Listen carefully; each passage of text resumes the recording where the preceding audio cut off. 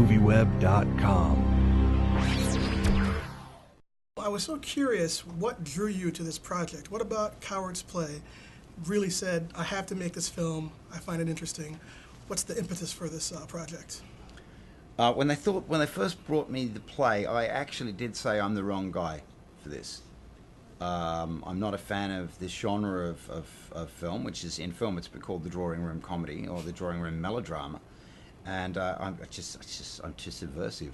I mean, it's just not my cup of tea.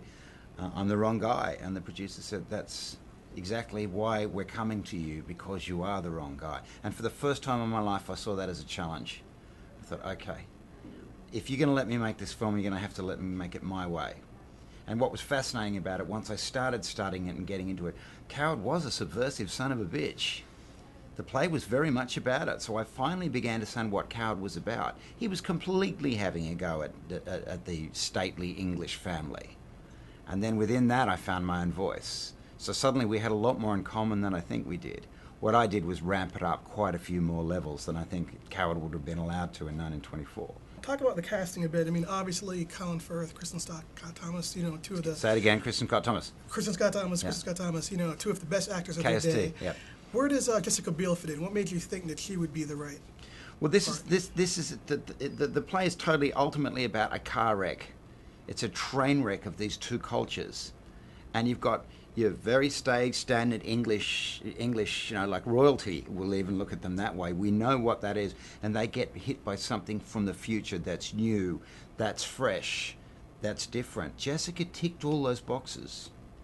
A lot of other actresses didn't.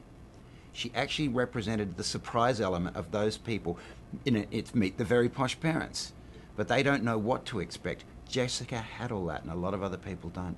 I thought the costume design was fun. Yeah. Very, very well done. Yeah. Talk about that, and talking about that individual. I don't know her name, but I heard she's brilliant. Yeah, Charlotte Walter is her name. She had very little time. She only had about 4 weeks prep. She made most of the costumes in 4 weeks, and it's absolutely outstanding. And she did that classic thing, which is what I asked for. I wanted this old English world, and I wanted an alien spacecraft to land and an alien to get out. So we dressed Loretta. She can't be any better dressed. She shines, she glows, as opposed to everybody else that's pretty damn drab. And even digitally, we did a little trick at the end. We actually made her glow a little bit more in some scenes than anybody else. Just bringing her up a couple of stops so she absolutely stood out. And in this instance, you look at costume dramas and you think, oh, you get lost in them. But this time you can actually look at the costumes and go, wow. And because everybody looks so terrible and Jessica looks so fabulous, she stands out. Is it true you've had as many lovers as they say? Of course it's not true. Hardly any of them actually loved me. She's scandalous.